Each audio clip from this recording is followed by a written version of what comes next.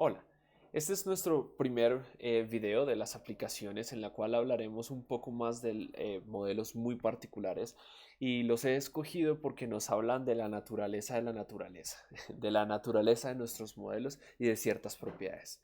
Quizá uno de los modelos más famosos de los sistemas dinámicos, y de hecho si ustedes ponen la palabra sistemas dinámicos en Google, muy seguramente verán imágenes del sistema de Lorentz. El sistema de Lorentz consiste en una simplificación de un modelo que antes tenía dos ecuaciones acopladas diferenciales para describir el clima. Lorentz en el MIT en los años 60 con nuevos computadores que había en la época, quiso tratar de entender el comportamiento de la atmósfera y predecir el clima. Noten que esto es de suma importancia y por ejemplo hoy en día tenemos sistemas que son capaces de predecir tornados con un par de minutos de anticipación. Eso antes era impensable. Y uno dirá, minutos de anticipación, eso salva vidas, es decir, le da el tiempo a la gente de ir al sótano.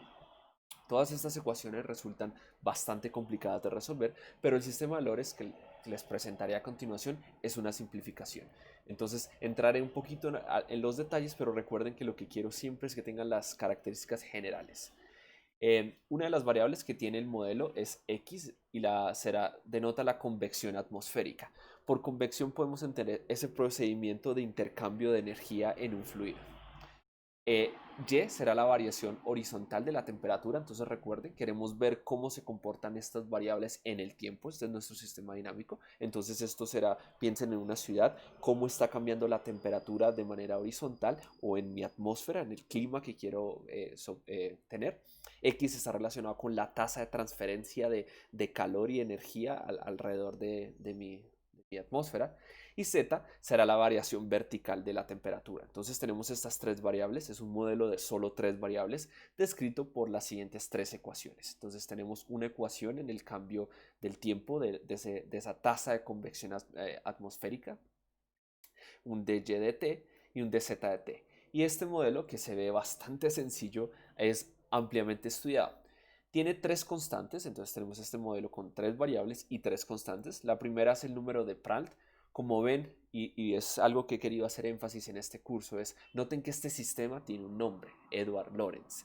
Este número es el número de Prandtl. El siguiente número es el número de Rayleigh. Y estos números tienen nombre precisamente porque la parte de modelaje es lo que es bastante complicado y atañe a cada sistema. De ahí la dificultad de poderles enseñar un método general para modelar sistemas. El número de Prandtl nos habla de la razón entre como la difusión de momento, qué tan fácil se mueve un fluido, dividido entre la difusión de temperatura en el fluido. Entonces noten que algunos fluidos, dependiendo de sus propiedades, será más fácil moverlos, más líquidos, pero no transmiten bastante bien la temperatura. Entonces este número va a depender de lo que queramos estudiar, del fluido que estemos estudiando. Rho es un número bastante interesante porque es una forma heurística de entender en qué régimen estamos. Para otras ecuaciones, números grandes de Rayleigh nos dicen que estamos en sistemas donde hay turbulencia y en otros, cuando el número es pequeño, un fluido laminar, es decir, no se comporta con turbulencia. Tiene que ver con la escala del sistema y estos números dependen de lo que estemos estudiando. Entonces noten, otra vez insisto, este sistema tiene nombre y la razón de dónde viene un sistema así o cómo ocurre, pues tiene que ver de estudiar un fenómeno, ¿no? Entonces alguien puede ir y hacer las mediciones. ¿Cuál es la variación horizontal de la temperatura? ¿Cuál es la variación vertical de la temperatura? Y calcular la convección, por ejemplo, de este sistema y ver si un sistema de esta forma se acopla. Entonces noten que existen ciertos acoples interesantes, como por ejemplo XY, la de abajo. Noten que la convección atmosférica y la transferencia que haya entre la convección tiene que ver con el cambio en la temperatura horizontal y eso afecta a la temperatura vertical. Los detalles son mucho más complicados que esto. Este sistema es una simplificación de ecuaciones que son más sofisticadas, pero el señor Lorentz se dio cuenta, perdón, y beta es la escala física. Es un parámetro que sí no tiene nombre, pero también dependerá del sistema. Como les decía, el señor Lorentz cayó en la cuenta y escribió este artículo que es bastante famoso en 1963, en el cual aparecen las figuras que les estoy mostrando aquí a la derecha. Y aquí es donde surge el efecto mariposa. O quizás la idea intuitiva de que pequeñas variaciones generan grandes cambios. De hecho, y ese nombre también viene porque al señor Lorentz en el 72 lo invitaron a dar una charla en Río de Janeiro y él no envió el título de su charla, entonces el organizador puso este título. El aleteo de las alas de una mariposa en Brasil desencadenó un tornado en Texas, y ese es ese efecto que Lorenz describió en este artículo. Y lo que pasa es que él se dio cuenta que al utilizar este tipo de ecuaciones, él, por ejemplo, empezaba a hacer el cálculo con sus computadores, y de hecho para esto él tenía un equipo que en particular eran mujeres. Una de ellas era Margaret Hamilton, por ejemplo, en la cual les decía, bueno, hay que hacer estas cuentas. Esas señoras iban a hacer las cuentas en los computadores, eran muy buenas utilizando los computadores, y se dieron cuenta que el computador hacía cálculos con 6 dígitos, pero el resultado lo imprimía solo con 3 dígitos. Entonces, cuando por alguna razón se les apagaba la máquina, se les dañaba algo, ellos decían, ok, estamos haciendo la simulación de ese modelo, es decir, resolver X, Y, Z en el tiempo, y se dieron cuenta, por ejemplo, si por alguna razón paraban la simulación y volvían a empezar ahí, es decir, volvían a iniciar el sistema con el resultado en el que iban, los resultados cambiaban. La razón era que el computador estaba utilizando 6 dígitos, pero solo imprimía 3. Entonces se dio cuenta el señor Lorenz, después de estudiar bastantes sistemas, condiciones iniciales, que variar esos números en el tiempo generaba cambios muy, muy grandes. Entonces veámoslo en el computador. Voy a escribir este sistema, entonces permítanme, voy acá. Ese es el sistema que queremos escribir. Esto está en la nomenclatura, en la documentación de Matplotlib, este ejemplo. Entonces corremos nuestras librerías y noten lo fácil que es escribir el sistema. Vamos a definir una función que es Lorenz, recibe estas tres variables, y va a tener como default, como por defecto, estos variables para la variable sigma, rho y beta, que es la escala. Y simplemente escribimos el sistema, x dot es igual a sigma y menos x, y así sucesivamente. Y al final retorna nuestras ecuaciones. Vamos a hacer una implementación que de hecho es la que está en la documentación, y por eso la quiero poner acá, porque todavía no requiere algo bastante sofisticado. Se está calculando una derivada en el sentido heurístico, como aprendimos a calcular una derivada. Ese cambio chiquito para hacer como la pendiente en ese punto y moverme a espacios de tiempo muy chiquitos. Entonces noten, tengo un dt igual a 0.01 y voy a evolucionar ese sistema en 10.000 unidades de este estilo, dt por 10.000. Entonces inicializamos nuestros vectores donde estará almacenada la solución. Tenemos condiciones iniciales, es decir, la convección, por ejemplo, en el tiempo 0 empezó en 0. Recuerden que esas son las condiciones iniciales de nuestra simulación. Entonces, esto sí no depende como tal del modelo, sino simplemente uno diría, ok, estamos inicializando la simulación en este punto. La temperatura en Y es 1 y la temperatura en Z es 1.05. ¿Listo? Y entonces hacemos la derivada. Noten que esta es una derivada muy cruda de este sistema. Simplemente estamos haciendo x por x dot por dt. Noten que esto no es otra cosa que hacer el cambio de x con un pedacito y el cambio de y por otro pedacito. Y lo podemos resolver. Sin embargo, el método para este sistema funciona bastante bien. En los siguientes videos veremos formas más robustas de resolver el sistema. ¿Listo? Y eso fue todo. Podemos resolver estas ecuaciones.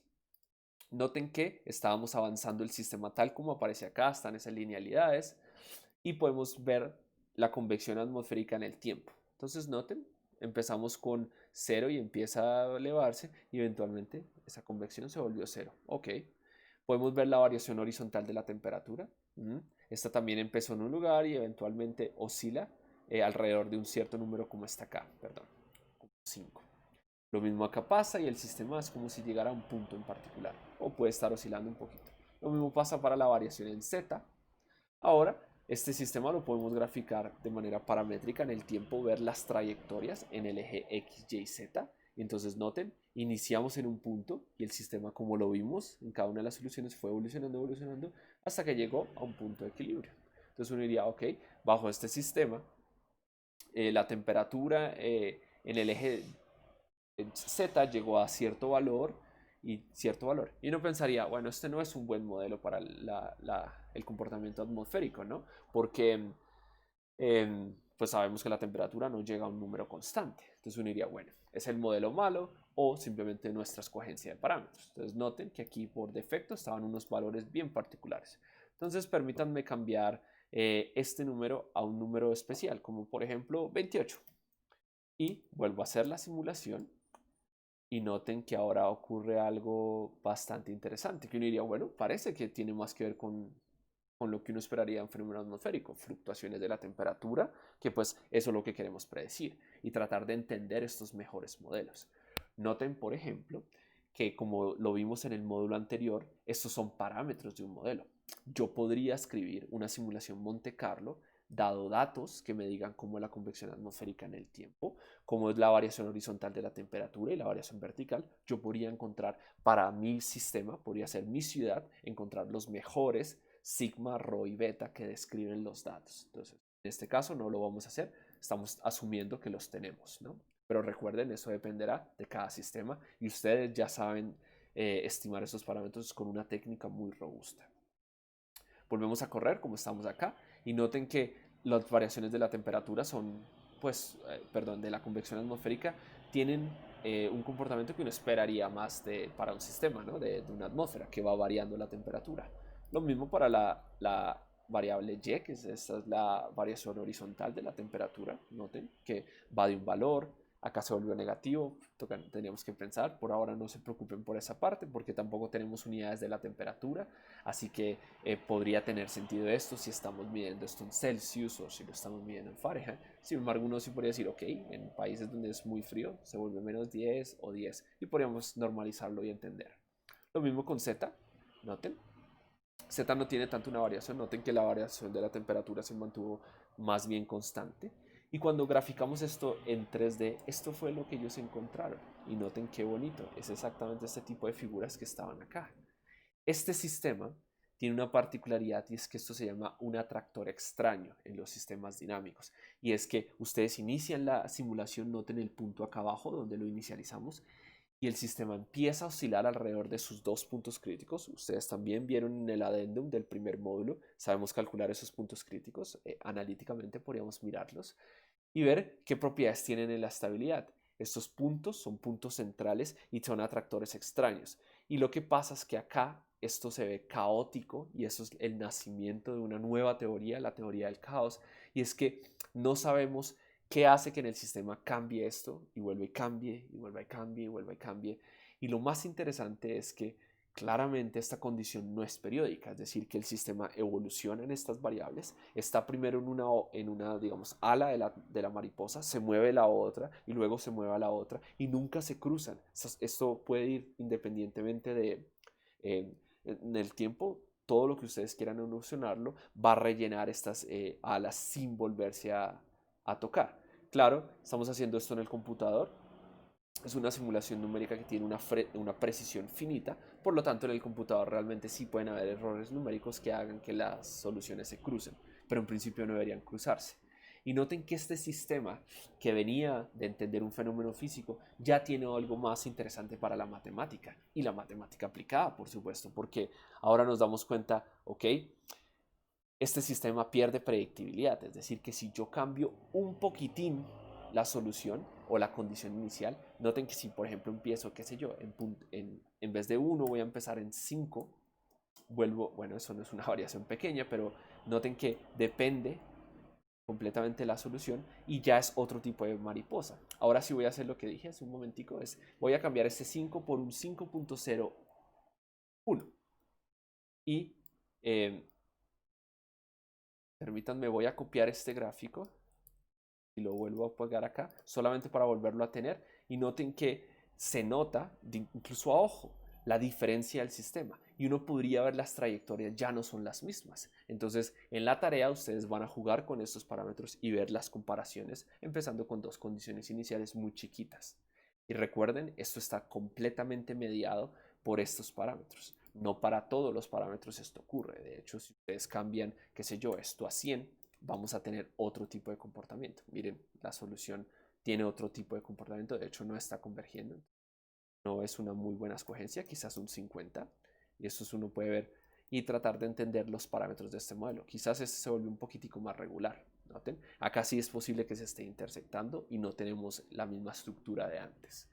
Pero es un sistema que se vuelve bastante rico en sus características con tan solo 3 ecuaciones. Y este artículo es ampliamente citado y de hecho dio el comienzo de todo un nuevo estudio de la teoría del caos. ¿Listo? Entonces recuerden, este era para estudiar condiciones atmosféricas. Para acabar este video, vamos a ver también algo con respecto del módulo anterior, que sería un sistema puramente markoviano. Entonces, en este caso, vamos a asumir lo siguiente, y es, nuestro modelo va a ser mucho más sencillo que el anterior, no va a tener ecuaciones diferenciales, sino lo vamos a hacer al estilo markoviano, que es que a dónde voy depende de dónde vengo y está mediado por números aleatorios. Es las características markovianas que hablamos en el módulo anterior.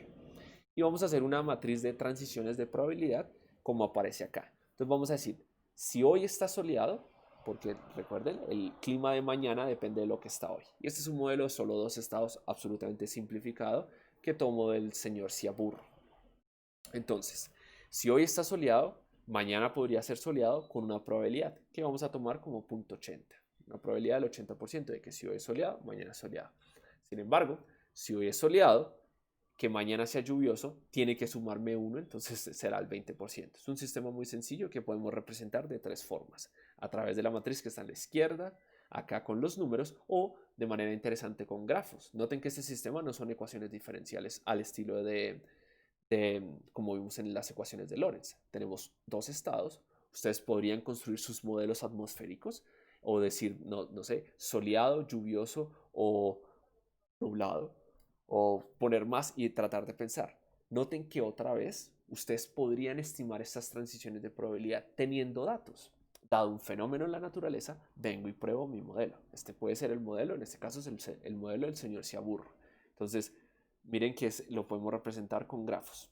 Y eso sí va a ser bastante fácil. ¿Cómo será esta simulación markoviana? Empezamos en un estado, supongamos soleado. Generamos un número aleatorio. Entonces decimos, ok, si es menor o igual que 80, se quedaría en soleado. Noten que vuelve al mismo estado. Y si está entre 0.8 y 1, me transiciono a lluvioso. ¿Listo? Y lo mismo, y esa será mi cadena de Markov. Empiezo en un estado, me paso a otro estado, me paso a otro estado, y todo está siendo mediado por números aleatorios. Y esas son de las características markovianas. Al final del día alcanzaríamos un equilibrio de este sistema para entender dónde pasamos la mayor cantidad del tiempo o cómo es el comportamiento global. Vamos por último, para acabar este video, a la simulación. Entonces reinicio el kernel para evitar que cargue cosas de la anterior, de la parte de arriba. Cargo mis librerías. Noten que los datos son soleado, lluvioso. La matriz de transición exactamente como la escribimos. Probabilidad de soleado a soleado. Las estoy escribiendo acá. Vamos a hacer una predicción de un año y vamos a decir que empezamos el sistema como soleado, la primera entrada de los estados. Y vamos a hacer la simulación. Entonces es, olvidé correr esta primera línea. Entonces decimos sí, la condición inicial es soleado, perfecto. Y vamos a hacer la simulación a ese estilo. Entonces generamos una escogencia aleatoria que está dada por la transición, la matriz de transición que les mencioné ahorita. Este código lo pueden estudiar ustedes mismos, pero recuerden que hay varias formas de escribirlo, como simplemente decir, si yo estoy acá, transiciono al otro con probabilidad que me sume 0.2. Noten que yo podría complicarme la vida y decir, mire, si entre 0 y 0.1 está el número, o entre 9 y entre 0.9 y 1, transiciona lluvioso, y dejé 0.8 en la mitad. La idea es garantizar que la probabilidad de estos estados suma 1.